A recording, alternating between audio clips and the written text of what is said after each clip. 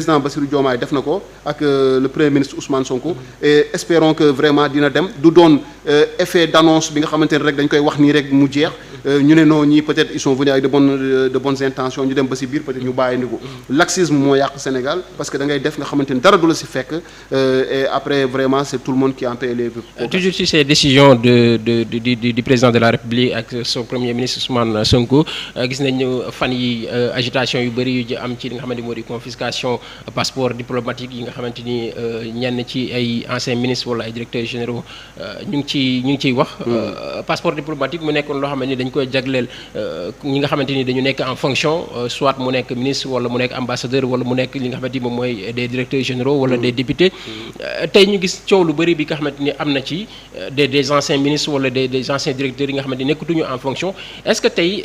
loolu war na indi coow au moment où ñoom nekkatuñu en fonction par rapport ak li nga xamante ni moom moo taxoon ñu jox leen ko. oui d'abord damay apprécier par rapport ak benn fait d'abord mooy quand même y a un décret bi nga xam ne président Macky Sall. absolument le 28 mars oui le 28 tout à fait. xam nga président Macky Sall je pense que ay ndëgg sërëx la. je pense que ne tey moom moo indi li c'est exactement ça ay ndëgg sërëx la. tout à fait yi nga xamante ni président Macky Sall lalal na ko ki nga xamante ni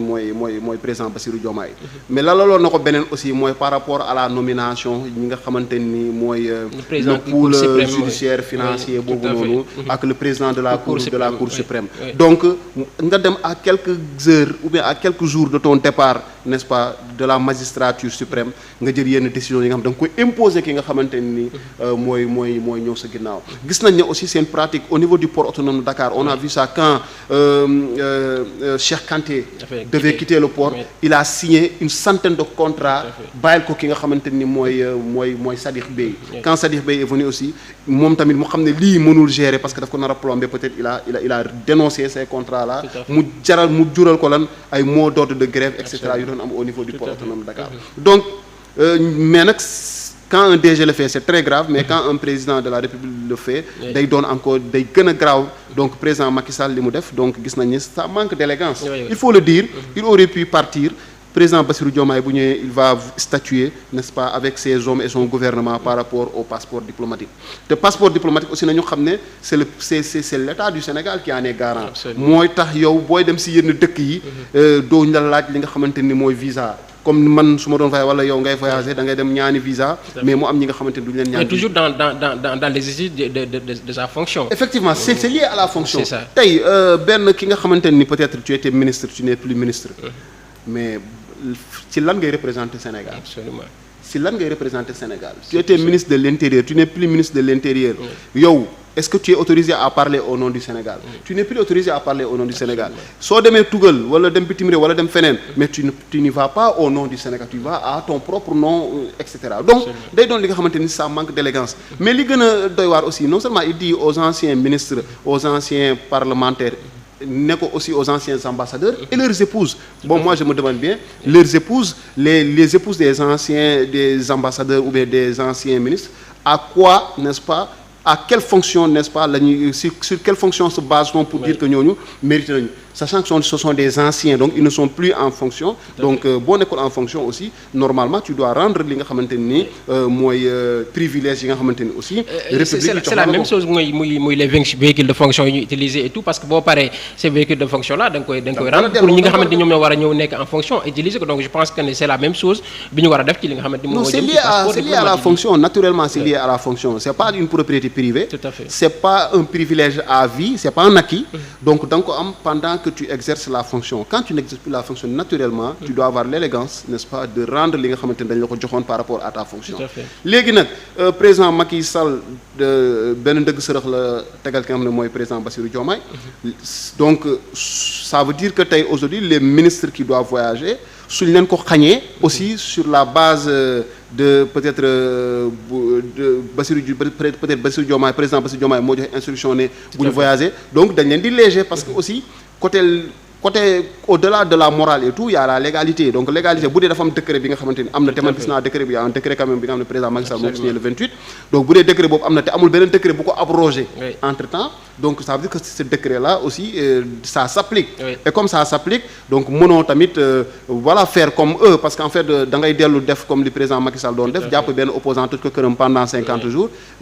voilà et que tu n'es même pas en mesure de fournir n'est-ce pas li nga xamante ni un papier provenant d'un juge etc ou bien d'un tribunal bi nga xamante ni moom moo lal li nga xamante ni moom nga def donc tu l'as fait si jaay doole et cetera donc aussi faudrait pas qu'on verse si li nga xamante ni mooy jaay doole mais encore une fois on est tous d'accord que c'est inélégant de la part d'un président sortant à 4 jours de ton départ du palais ngay jël yenn décisions yi et puis des décisions incohérentes parce que lu tax mu incohérent mooy yow yaa ngi jël ki nga xamante ni nii liggéeyatul pour état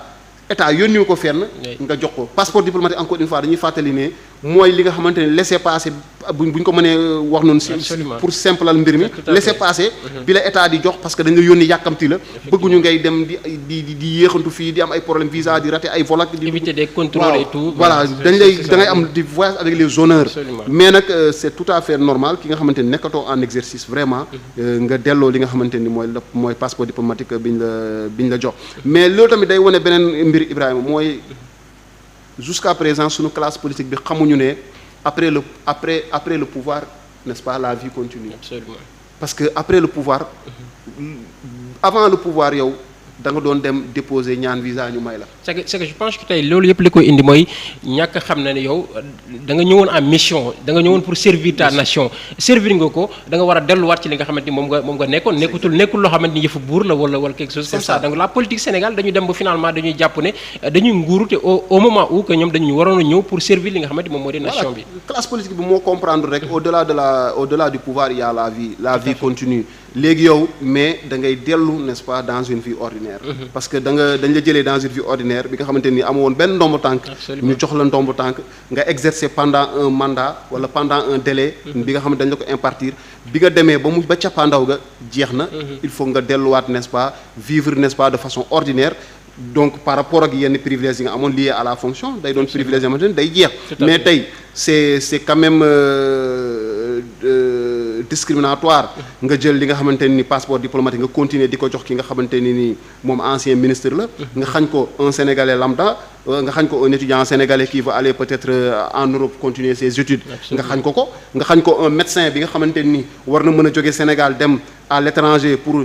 gën a yaatal xam-xamam nga jox ko ki nga xamante ni seulement moom li ko may loolu mooy seulement peut-être moom ambassadeur la woon doonatu ko à la retraite wala mu doon ambassadeur jabaram bi nga xamante ni moom amul Sénégal yónniwu ko fenn yóbbantewu ko fenn kooku di dem di voyager avec le passeport diplomatique sénégalais di am ay privilèges yi nga xamante ni un médecin bi nga xamante ni vraiment bon nit ñi soxla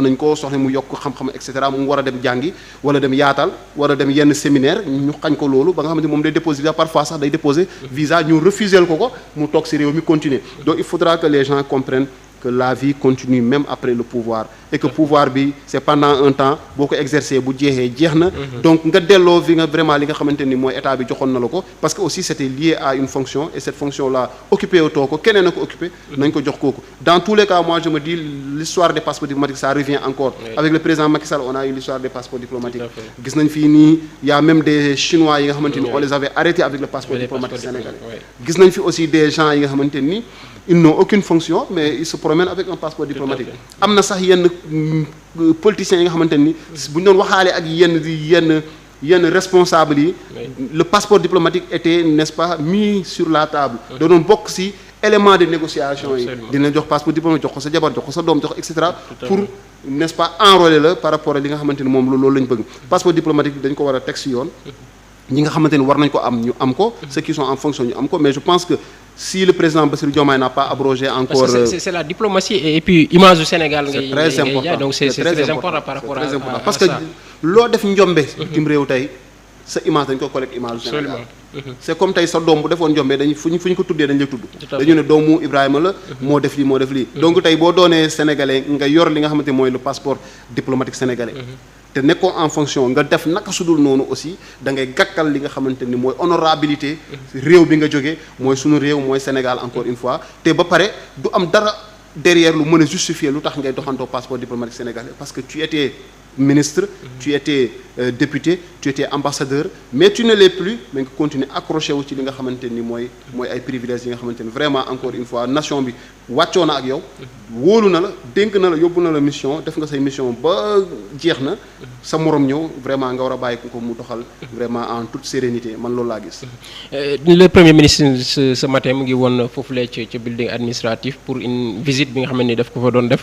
pour fexe ba ñi nga xamante ni moom moo di administration yu bëri yi nga xamante ni sont en location ci li nga xamante ni dafay bokk ci coût état bu Sénégal ñu mën leen fa regrouper